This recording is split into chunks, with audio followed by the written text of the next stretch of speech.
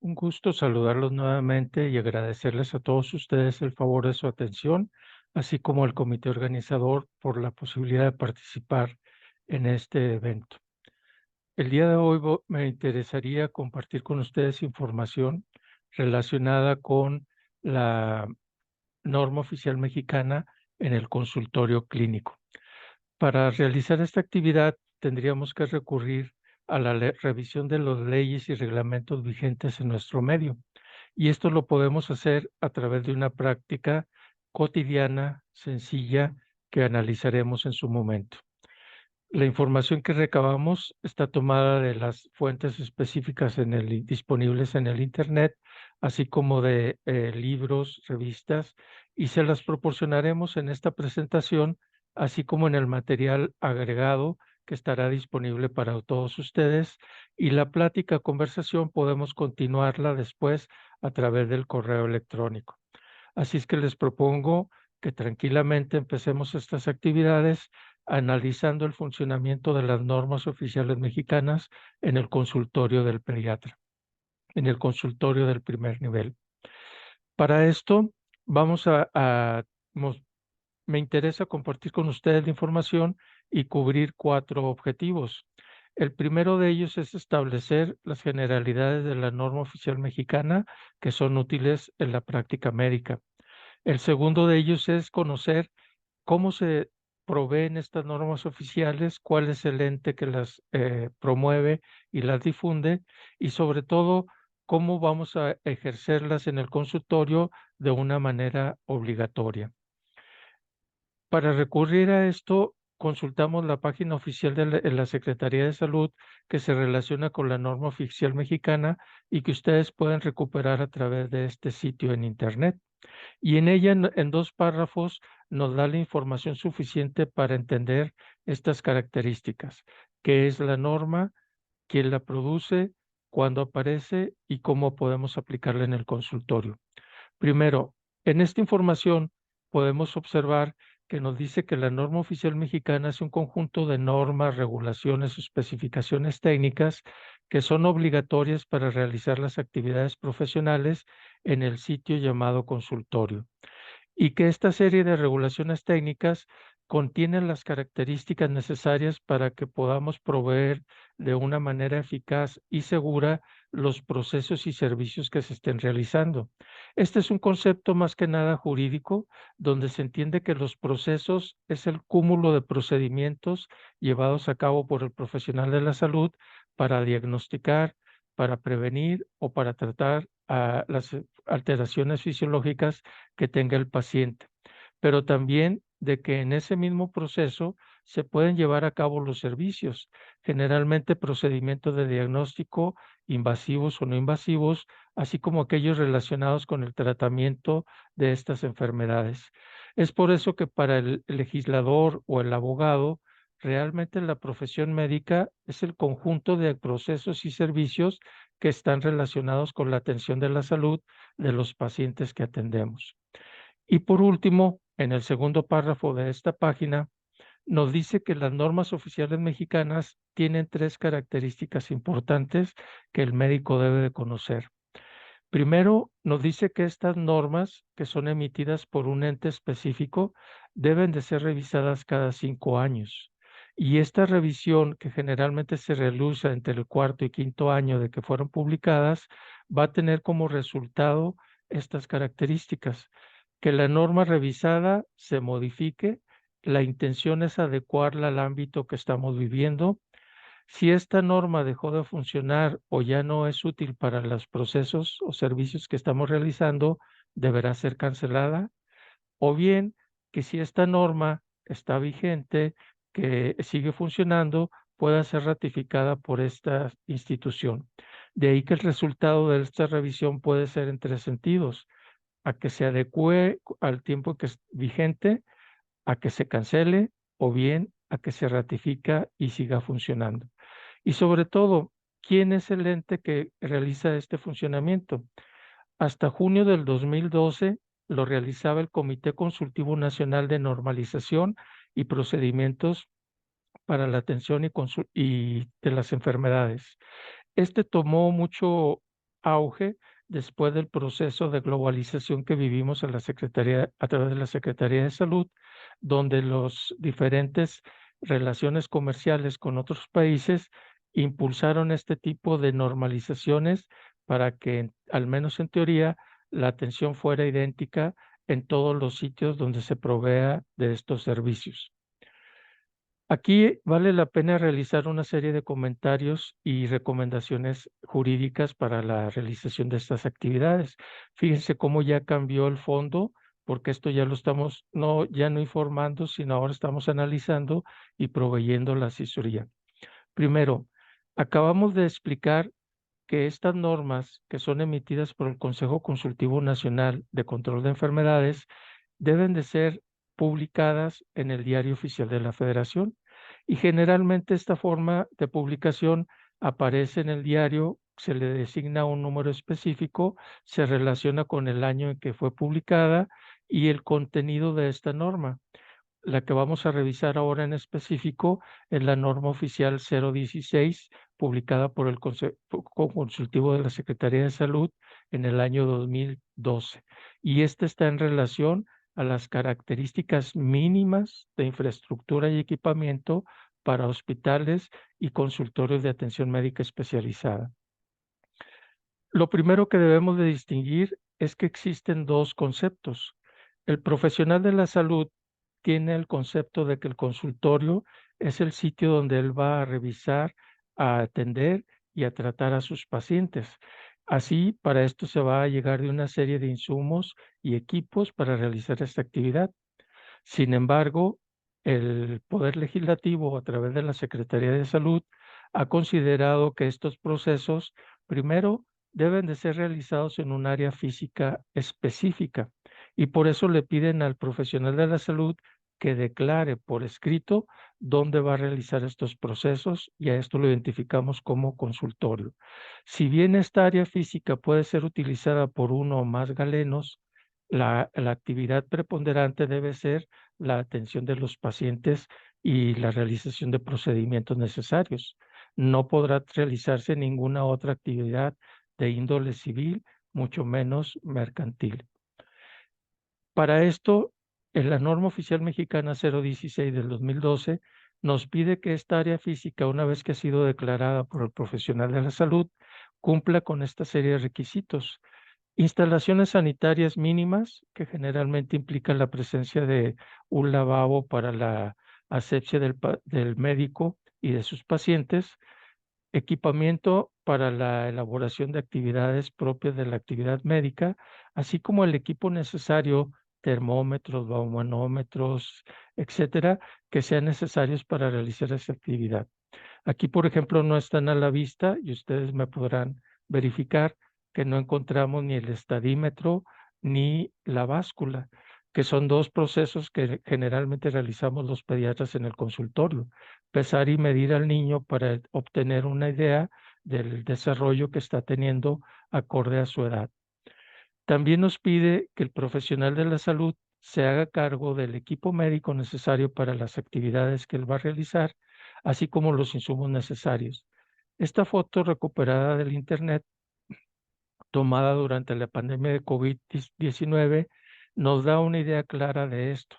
Además de tener los equipos básicos de alcohol, torundas, gasas, etcétera, debemos de contar con los geles desinfectantes, tanto para el paciente como para el profesional de la salud, pero también el profesional de la salud podrá utilizar el equipo de protección personal en relación al uso de materiales impermeables, guantes, mascarillas, gogles, etcétera. Se entiende que esto podrá ser también utilizado por los pacientes o las personas que acompañan al paciente durante este proceso. Y todo este equipo, que generalmente no es reutilizable, deberá de ser eliminado de una manera segura y eficaz para prevenir que se contraigan o se difundan este tipo de padecimientos. Es ahí donde entra uno de los cambios que nos deja la pandemia, donde debemos de entender que no nada más atendemos al paciente y a sus familiares, sino que también nos da una responsabilidad al medio donde nos desarrollamos. Este es uno de los motivos más frecuentes de observaciones o multas económicas para los profesionales de la salud en su consultorio. De ahí que para realizar estas actividades, la Secretaría de Salud disponga de una serie de normas y reglamentos que garanticen que se cumpla con este tipo de actividades. ¿Cuándo se van a realizar estas actividades? Bueno, generalmente se utilizan cuando se va a instalar un consultorio.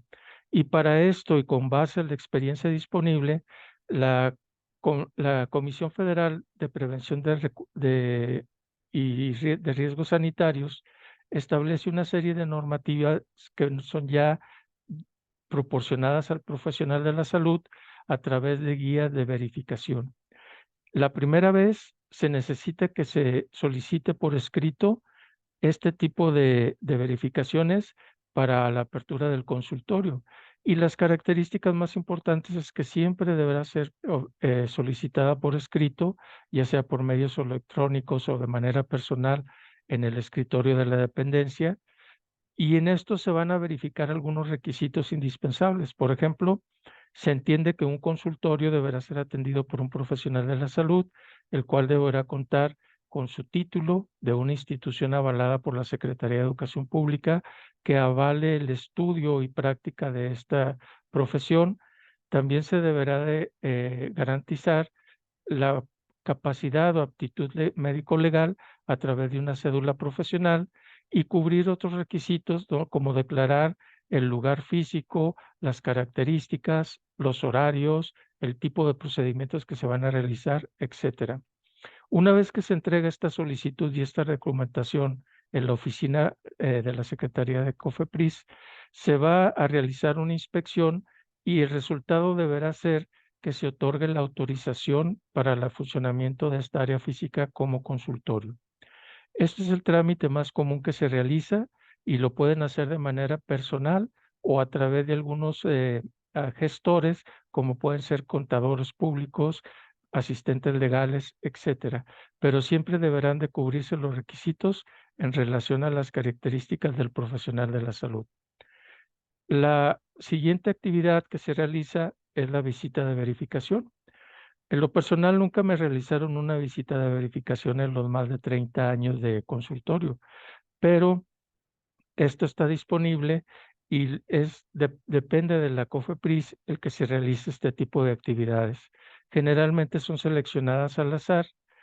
Para que esto se realice, el personal que acude al sitio de la verificación deberá contar con su identificación oficial, así como con el oficio necesario donde se establezcan las características del sitio que se va a verificar, el motivo aparente, aunque inclusive puede nada más especificarse que es verificación, y el fundamento legal para llevar a cabo estas actividades. Una vez que se realice la visita de verificación, se van a inscribir en ese mismo documento las observaciones que se realicen. En lo personal, me ha tocado asesorar a algunos colegas por la disposición de los residuos biológicos infecciosos. Ahí se les solicita la observación que se instale en bota de recolección de instrumental punzocortante, que se verifique o que se renueve el contrato de eliminación de residuos, etcétera. Y esa misma observación especifica el tiempo en que deberá llevarse a cabo esta actividad. En una segunda visita de verificación o de ratificación, si no se ha cumplido con esta observación, será motivo de sanciones de tipo económico o inclusive el cierre temporal del consultorio por no cumplir con estas observaciones. Y entonces ya el trámite se traslada a las oficinas de la COFEPRIS, donde deberá llevarse a cabo de manera legal la confirmación de estas actividades para que se otorgue otra vez la autorización que ya había sido emitida. También tenemos que esta guía de verificación va a ser muy útil porque nos da una idea clara de cuál es la ley o reglamentos que están relacionados con la actividad médica. La ley secundaria de donde se desprende la mayoría de estos requerimientos es la Ley General de Salud. Si bien la Constitución General garantiza de una manera subjetiva y no personalizada los principios que deberán de el Estado cumplir para proveer un sistema de salud adecuado, ya en la Ley General de Salud se especifica de manera particular quién cómo, cuándo y dónde deberán cumplirse estos requisitos. De la Ley General de Salud se desprenden a través de sus diferentes oficinas una serie de reglamentos y leyes que van a incluir de manera muy específica estos requerimientos.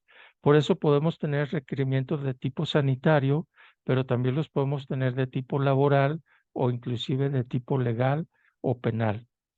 En esta imagen y en esta fuente pueden ustedes recuperar este tipo de normas o regularizaciones con el entendido de que deberán de ser revisadas y modificadas o canceladas cada 5 años o en el momento que el legislativo lo considere pertinente.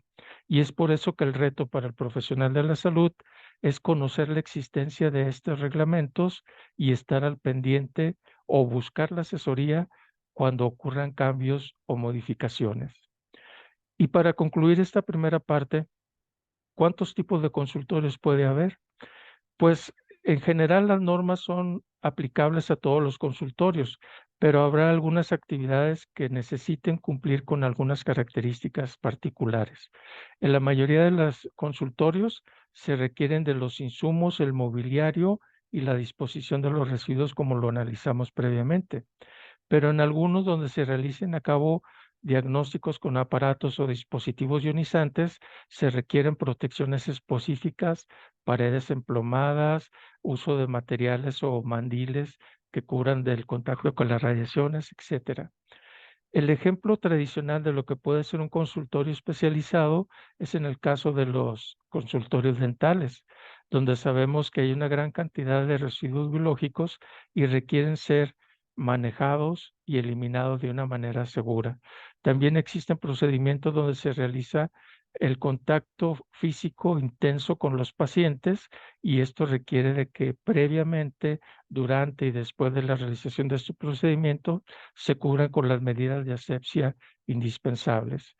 Y en el caso de los oftalmólogos, ya inclusive pueden tener en su consultorio dispositivos con emisión de estas partículas electrónicas, positrones, electrones, etcétera, que hacen que se requiera de un equipo especial para el manejo seguro tanto del facultativo como del paciente y las personas que acudan a estos consultorios. En general, esta guía nos va a servir para los consultorios médicos de atención de primer nivel, así como de algunas de las áreas especializadas. Muchas de las veces, cuando se acuden a la visita de verificación, ahí se desprenden las observaciones que deberán de cumplirse para obtener el permiso de apertura. Y fíjense cómo no nada más hay obligaciones sanitarias. Muchos médicos, en lo individual o asociados con otros colegas, comparten la misma área física o se anexan o se adicionan a la que ya está establecida. Y esto nos da lugar a la formación de clínicas de especialidades. Es muy común ahora que en una clínica pediátrica exista uno o dos pediatras generales, pero generalmente acude también un pediatra gastroenterólogo, un oftalmólogo, etcétera. Y esto hace que se forme un conjunto de relaciones, primero con los dependientes laborales, que pueden ser asistentes médicas, secretarias, etcétera, y con ellos también se van a adquirir relaciones o obligaciones de tipo laboral.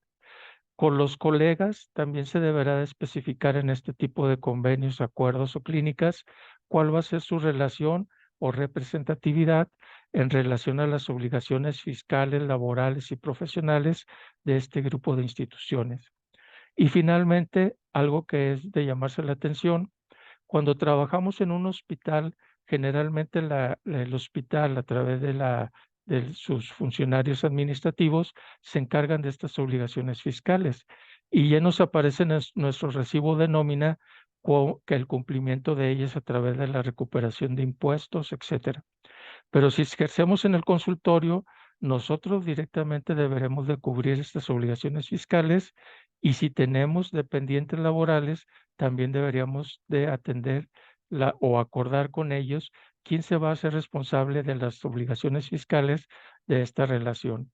Generalmente se comparten, pero pueden darse al personal subordinado o pueden ser cubiertas por el empleador. Y finalmente, algo que está de moda es que además de asociarnos con colegas y formar asociaciones civiles, estas pueden ser conformadas, asistidos por la presencia de asesores legales, así como de contadores, que nos darán información puntual y cómo cubrir estos requerimientos. Y en algunos casos, cuando además se presenten, no sé, den servicios de tipo mercantil, como la realización de procedimientos especializados, la venta de medicamentos, la venta de vacunas, etcétera, se deberán cumplir también las obligaciones mercantiles. Afortunadamente, si nos ponemos a estudiar y revisamos estas normas, nosotros podríamos realizar estas actividades. Y algo más práctico para aquellos médicos que estén ocupados o que deseen hacerlo es recurrir a los profesionales, contadores públicos, asesores legales, etcétera, que nos ayudan a cumplir con esta serie de obligaciones en nuestro consultorio.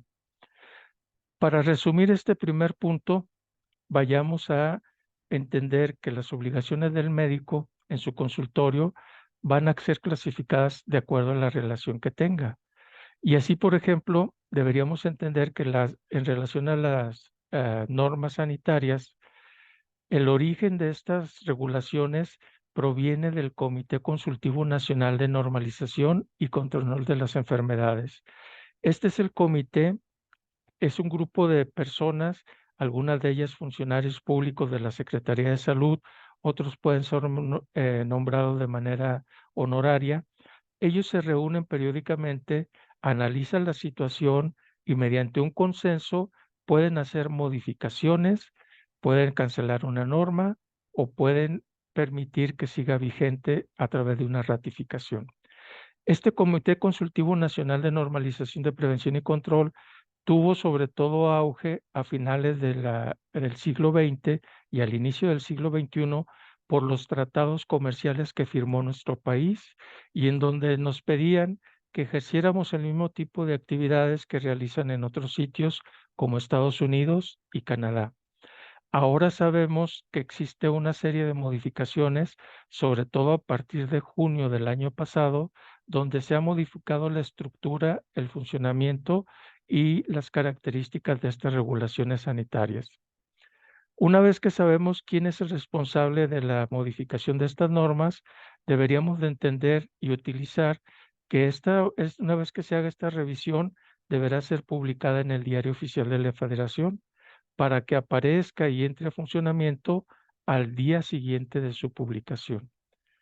Así podríamos comentar y analizar que en junio del 2022 se modificó la Ley General de Salud para establecer que ahora existe un Comité Consultivo Nacional de Normalización en Salud Pública. Y esto para dar a entender que no nada más es las consecuencias de la atención del paciente en el consultorio, sino cómo repercute en el medio donde ese paciente vive. Y este está formado por dos grandes partes, que es un Comité Consultivo Nacional de Normalización y Prevención de Control de Enfermedades, que se identifica como Secretaría de Salubridad y Asistencia 2, y un comité específico para todo lo relacionado con la investigación, innovación, desarrollo tecnológico, vacunas, etcétera. Ahora se han dividido las funciones, pero entre estos dos comités se reúnen periódicamente para analizar las normas vigentes y una vez que realizan ese análisis, cubriendo estas funciones, analizar si van a ser modificadas, si van a ser canceladas o si van a ser rectificadas para que sigan en funcionamiento. Y esto deberá hacerse cada 5 años. Y fíjense cómo las funciones sustantivas de este Comité Consultivo de Normalización en Salud Pública tienen como función en el numeral número 8 la capacitación, la organización, el funcionamiento, la infraestructura y el equipamiento de los establecimientos de atención médica. Todos, hospitales, clínicas, consultorios, dispensarios, anexos y todo ese tipo de áreas físicas donde se preste la actividad profesional del médico. Unas pocas consideraciones acerca del Diario Oficial de la Federación. Así como tenemos libros de fisiología, de crecimiento y desarrollo, etcétera, ahora debemos entender que debemos incorporar en nuestro acervo al Diario Oficial de la Federación. ¿Por qué? Porque aquí todos los días, inclusive a veces en la mañana, que normalmente sí sucede, o también en ediciones vespertinas, aparece este tipo de ordenamientos y reglamentos legales de los cuales el médico debe estar enterado y observarlos para no tener problemas en el desarrollo de sus funciones. El Diario Oficial de la Federación lo pueden ustedes consultar de manera gratuita acudiendo a este sitio www.dof, Diario Oficial de la Federación, .gov.gobierno.mexico, MX. Ahí les aparece generalmente después de las 8 de la mañana, les aparece la versión del día. Por default está programado el sistema para que aparezca la versión cotidiana. Si ustedes desearan consultar información previa, inclusive de 30, 40 años anteriores, tendrán que recurrir a este sistema computarizado donde los lleva a la versión que se publicó el día que ustedes deseen consultar. Entonces, podemos acceder de manera gratuita y rápida desde nuestros dispositivos a la información del Diario Oficial de la Federación. ¿Y por qué es necesario acudir a esto?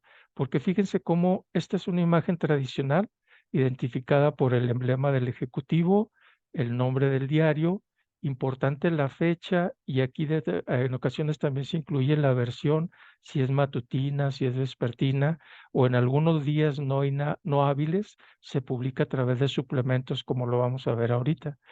Y prácticamente todas las dependencias del gobierno, Gobernación, Hacienda, Secretaría de Salud, que esta es la que nos interesa ahorita, publican en este diario las normas, reglamentos, convenios, acuerdos, todo aquello que legalmente sea necesario para que funcionen estas dependencias. ¿Y por qué lo necesitan publicar? Porque si no lo conocen, si no se dan a conocer, no pueden exigir su cumplimiento. En el caso de la Secretaría de Salud, usualmente la norma aparece el día de hoy. Por ejemplo, esta imagen la tomamos del 15 de noviembre. La vigencia de estas normas es a partir del día 16. Y ya sea que modifique, que cancele o ratifique las normas vigentes, esta es la que va a estar utilizada por nosotros. En esta misma página, ustedes pueden consultar, si no desean bajar el PDF, si no desean ver la información, etcétera, pueden consultarla en línea. Y básicamente lo que se hace es que se acude a cada una de estas pestañas. Cuando la flechita está hacia abajo, nos indica que hay información disponible de esa secretaría. Ustedes la pulsan y ahí, por ejemplo, este día 15 de noviembre, la Secretaría de Gobernación publicó un código de conducta de la Secretaría de Gobernación, que esto es útil para ellos. Se publicó un extracto del registro de agrupaciones religiosas y estos extractos son necesarios porque al día siguiente de su publicación entran en funciones estas asociaciones que dependen de la Secretaría de Gobernación. En el caso de nosotros, tendríamos que buscar la pestaña de la Secretaría de Salud y ver qué normas se publicaron, se modificaron, se cancelaron en ese apartado.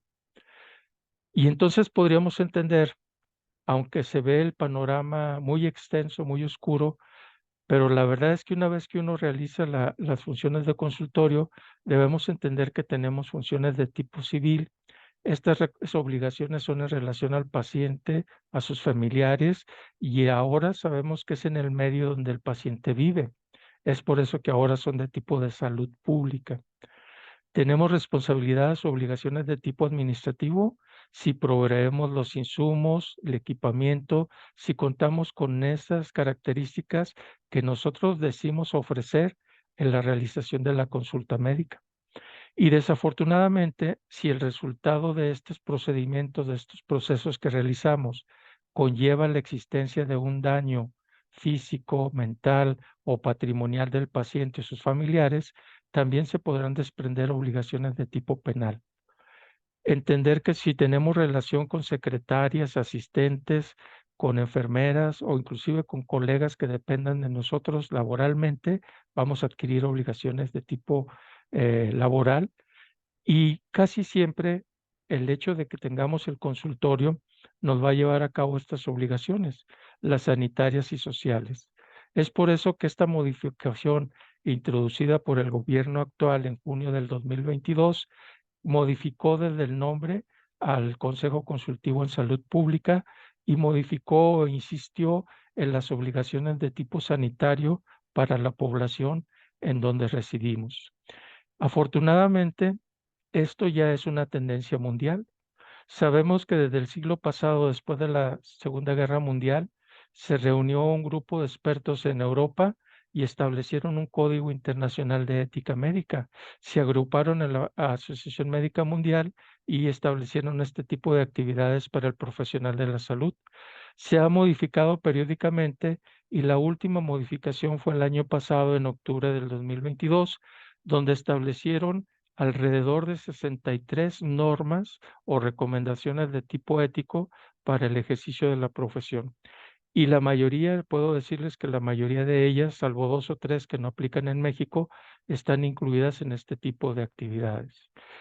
La recomendación aquí es que lo veamos con calma, que utilicemos un proceso donde empecemos a involucrarnos en el análisis y estudio de estas normas y podríamos participar todos en la aplicación de las normas en nuestro consultorio.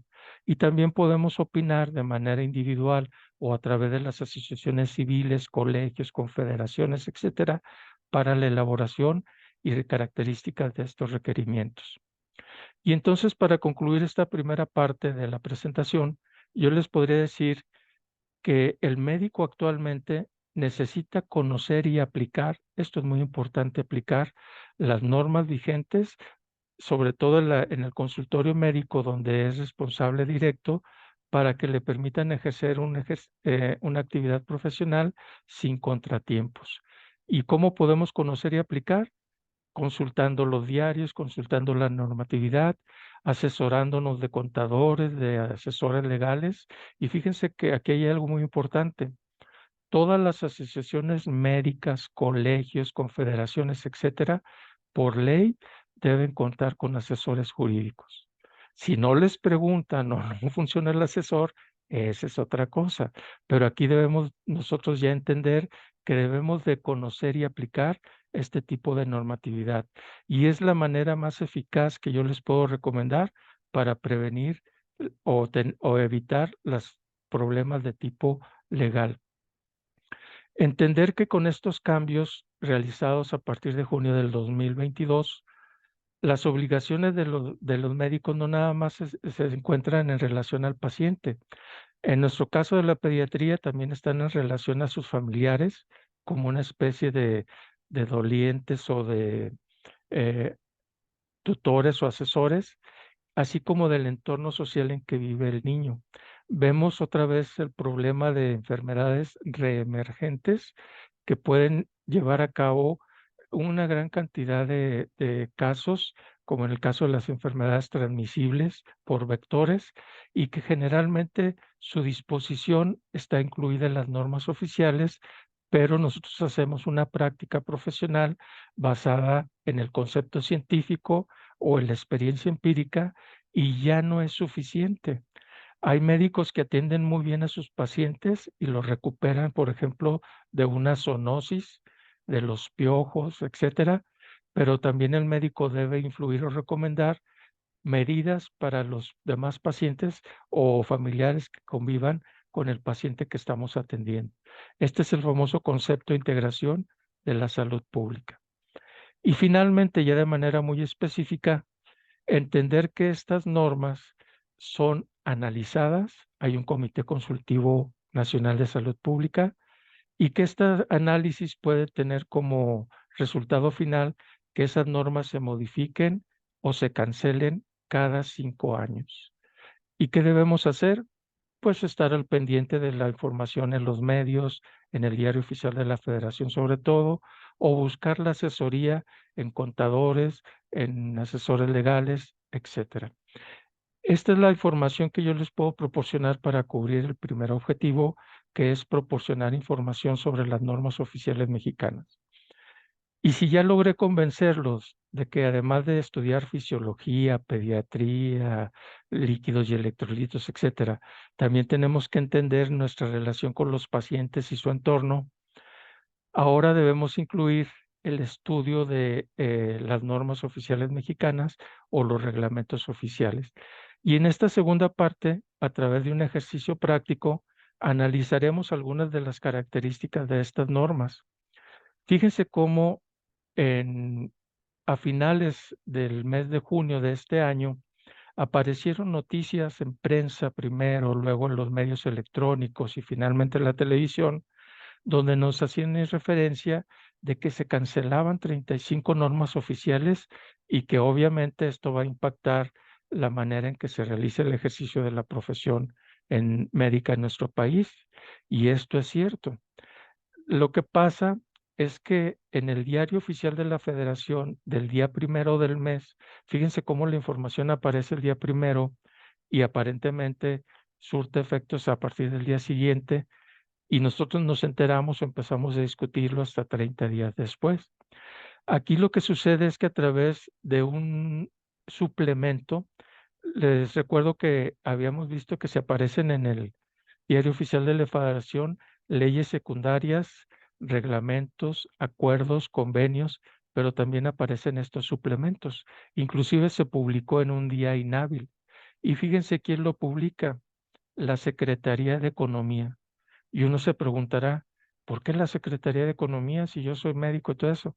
Ah, bueno, porque el ordenamiento político y del Poder Ejecutivo es que se lleve a cabo una reestructuración de las actividades del área médica, todo lo relacionado con consultorios, hospitales y salud en general, para que se eh, tenga una mayor eficacia y un mayor rendimiento con menos recursos económicos. Ese es el motivo por el cual la Secretaría de Economía organizó en relación con otras dependencias, Secretaría de Salud, Secretaría de Hacienda, Secretaría de Gobernación, etcétera, y cada una de estas dependencias analizó cuáles normas deberían ser modificadas, canceladas o ratificadas para cubrir este requisito de austeridad. Y entonces, ¿cómo se va a llevar a cabo esto? Bueno, lo publica la Secretaría de Economía y en la parte que le corresponde a la Secretaría de Salud, empieza desde el punto número 9 hasta el número 43. Del 9 al 43 son 34 normas que el Consejo Consultivo Nacional en Salud Pública, fundado en junio del 2022 y que está presidido por Hugo López-Gatell, tienen a cabo la misión de analizar estas normas, decidiendo que estas 34 deberían ser canceladas. Llama la atención que muchas de estas normas, al ser canceladas, puedan ser sustituidas por otros ordenamientos o reglamentos. Así, en septiembre del 2022 se publicó ya un acuerdo, pero esto ya es con un ámbito interno, donde los hospitales, las instituciones públicas como el Seguro Social, ISSSTE, Pemex, etcétera, podrían sustituir estas normas canceladas por las guías de atención en el consultorio, las famosas CENETEC. Y esto es práctico si consideramos los conceptos profesionales para el diagnóstico, prevención y tratamiento de las enfermedades, pero no cubre algunos de los requisitos relacionados con las actividades administrativas, laborales, etcétera. Ahora, ¿cuáles son las 34 normas que se propone sean canceladas? Déjenme insistirles que esto es una propuesta por dos factores que les voy a mostrar ahorita. Primero, son publicadas en el Diario Oficial de la Federación la propuesta, pero no han sido aún avaladas y no han sido homologadas por el Consejo Consultivo Nacional. Esto nos dice, por ejemplo, que en el punto número 9, la cancelación de la norma relacionada con la prevención de la enfermedad leptospirosis. Y no nada más se canceló la norma vigente, sino que el proyecto que ya había sido elaborado en el punto número 13, es decir, el que iba a modificar la norma vigente, también fue cancelado al mismo tiempo. Entonces, por lógica, se esperaría que aparezca un acuerdo, un reglamento que nos diga cómo se va a manejar esta enfermedad. Y con una imagen amarilla en la columna del lado izquierdo, les señalo algunas de las que tienen injerencia directa con el consultorio pediátrico. Por ejemplo, en el punto número 10 nos habla acerca de la cancelación de la norma oficial mexicana 033 del 2011 para la vigilancia, prevención y control de la intoxicación por picadura de alacrán. ¿Cuál es la morbimortalidad de la picadura de alacrán en nuestros pacientes pediátricos? En los demás puntos nos habla y nos insiste acerca de cancelaciones de otras normas, como la lactancia materna, que esta afecta tanto a la profesión de pediatras como también de ginecobstetras. Otras normas, como por ejemplo la cancelación de la promoción para brindar orientación en relación a la materia alimentaria. Sabemos que en México los problemas de nutrición son bastante importantes y esto está estrechamente relacionada con el punto número 19, que es la cancelación de la norma oficial para el tratamiento integral del sobrepeso y la obesidad. Aquí habíamos avanzado un poquito en el país con base en la prevención, que es muy importante, en el diagnóstico oportuno a través del seguimiento de los consultorios, pero también en los tratamientos, donde se ofrecían tratamientos farmacológicos e inclusive quirúrgicos para el control y tratamiento de esta enfermedad, evitando las complicaciones crónicas como el caso de la falla renal, falla cardíaca, etcétera. Y así sucesivamente encontramos que del punto 19 al punto 43, esta información se las dejo y está disponible para ustedes en el momento que la soliciten. Del 9 al 43 son 34 las normas o proyectos que decidieron ser cancelados por este Consejo Consultivo. Afortunadamente, además de la oposición pública, de la oposición profesional de colegios, etcétera, y asociaciones médicas, existe en la Cámara del Poder Legislativo un grupo de asesores del tipo de la salud en los cuales participa el doctor Héctor Jaime, y ellos dan a conocer a través de la misma información disponible en la página del Poder Legislativo cómo se han hecho estas modificaciones. Y existen dos puntos que me gustaría resaltar de lo que nos informa el doctor Héctor Jaime. Primero, que una vez que se causó furor en el ámbito médico y en el ámbito social, la cancelación de estas normas, se llevó a cabo una revisión y esto llevó al motivo de que el 11 de julio, es decir, casi 40 días después de que fueron publicadas, estas normas se decidió suspenderlas y la mayoría de las normas canceladas no han sido publicadas en el Diario Oficial de la Federación. Y entonces, aunque ya fueron analizadas, ya fueron propuestas por el comité consultivo, mientras no se publiquen, no podrán entrar en vigencia en el país.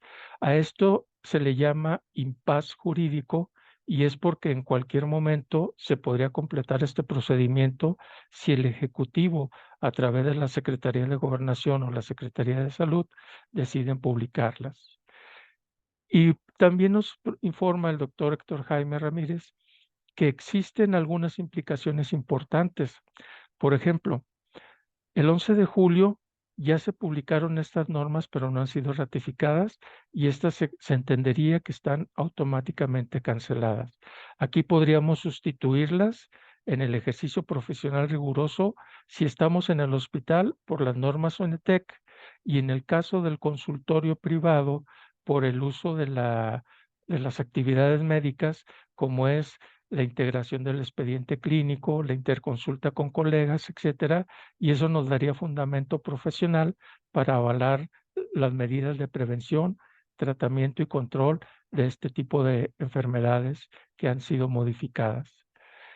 Y las otras 29 normas que están en estudio, que no nos han dado información todavía de cuál va a ser la decisión del Consejo Consultivo, son estas. Pues básicamente son las que nos interesan a nosotros en relación a cuál va a ser el control de la lactancia materna, del control de la obesidad, de la nutrición infantil, de los insumos requeridos en el consultorio, etcétera. Y una opinión importante, que es necesario analizar, es la que proporciona el exministro de la Corte, o como se le llama legalmente, este es el término jurídico para especificar que la persona de trabajar en esta actividad como ministro de la Corte pasó a retiro y entonces las actividades que realiza y recibe todavía remuneraciones por ellas a través de una jubilación o pensión, están en relación a esta actividad. Casi siempre se desprende esto de un contrato colectivo de trabajo o de un acuerdo previamente establecido. Por eso es de entenderse que si yo estoy en este régimen de actividad laboral, estoy en retiro porque ya no voy a trabajar, ya no checo, ya no firmo, ya no hago sentencias, pero sigo recibiendo salario y cumpliendo con algunas actividades, como por ejemplo checar la supervivencia. En esta pandemia del 2020-22 nos llamaron a varios médicos a través de correos electrónicos de que si ya estábamos en la jubilación, nos presentáramos para de una manera emergente ayudar o participar en las labores médicas. Entonces, seguimos con la actividad profesional, pero ya no de una manera activa. Por eso se le llama oficialmente en retiro. Yo por eso me pongo o me nomino como médico en retiro en el Seguro Social.